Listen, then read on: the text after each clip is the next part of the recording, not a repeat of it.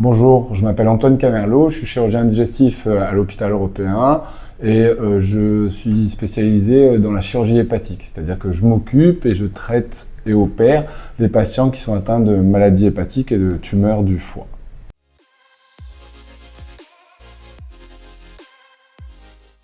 Alors, les tumeurs primitives du foie sont des tumeurs qui naissent depuis le parenchyme hépatique, par opposition aux tumeurs secondaires qu'on appelle métastases hépatiques. Les deux grands types de tumeurs primitives du foie sont les hépatocarcinomes ou carcinomes hépatocellulaires qui représentent 80% des tumeurs primitives du foie. Le deuxième grand type, c'est les cholangiocarcinomes qui naissent depuis les cellules des canaux biliaires dans le parenchyme hépatique.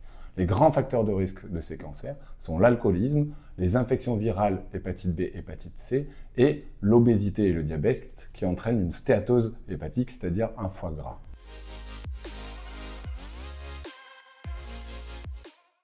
Oui, on peut prévenir ces cancers. La plupart des cancers du foie sont évitables. On peut prévenir ces cancers en agissant sur les facteurs de risque, c'est-à-dire lutter contre l'alcoolisme, lutter contre l'obésité, lutter contre le diabète et le prendre en charge correctement. Et enfin, lutter et prévenir les infections virales hépatite B, hépatite C avec la vaccination, le diagnostic et les traitements qui sont très efficaces sur l'hépatite C actuellement.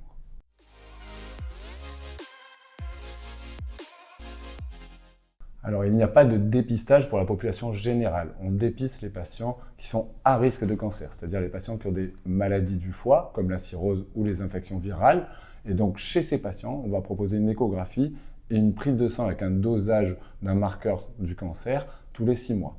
En revanche, depuis un certain temps, on propose un dépistage pour la cirrhose. Chez les patients qui ont un foie gras, une stéatose hépatique, on a des mesures de la fibrose hépatique non invasive qui nous permettent de diagnostiquer ces cirrhoses plus précocement.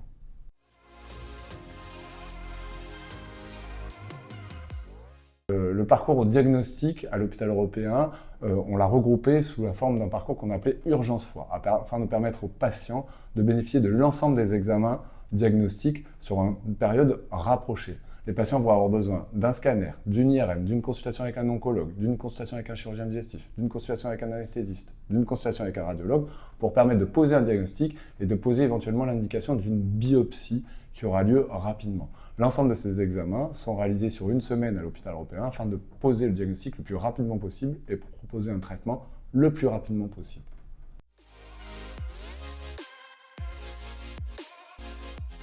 Alors, il y a plusieurs traitements, on en distingue 3 grands types. Les traitements radiologiques qui sont administrés par les radiologues, ce sont des traitements percutanés ou endovasculaires. Il y a ensuite les traitements généraux, systémiques, qui sont administrés par les oncologues, c'est la chimiothérapie et surtout l'immunothérapie qui a permis de faire des progrès majeurs récemment dans la prise en charge de ces tumeurs. Et enfin, il y a les traitements chirurgicaux, l'ablation d'une partie du foie ou la transplantation du foie, c'est-à-dire la greffe d'un nouveau foie. Ces traitements sont décidés en fonction du patient, en fonction du type de tumeur et en fonction de l'état du foie et de la cirrhose. Ils sont décidés au cours d'une réunion multidisciplinaire qui nous permettra de proposer un traitement personnalisé et souvent multimodal.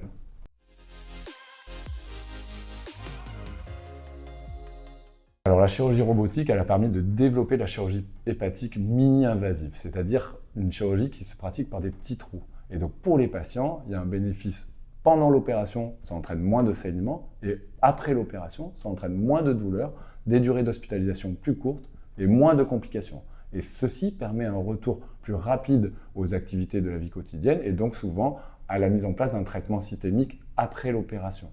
Donc en résumé, ça entraîne un bénéfice pour les patients pendant l'opération, après l'opération et souvent permettre un bénéfice oncologique avec un meilleur résultat sur le plan oncologique.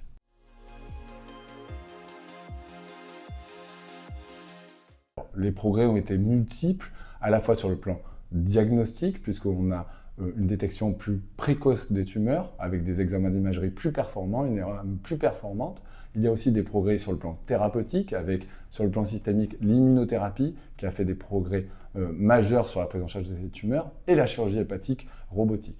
La recherche est encore très active sur ces sujets. Les progrès que nous devons faire désormais, c'est surtout sur la prévention, donc la prévention de l'obésité, de l'alcoolisme et des hépatites qui permettront de traiter et de prévenir ces tumeurs que l'on peut aujourd'hui éviter.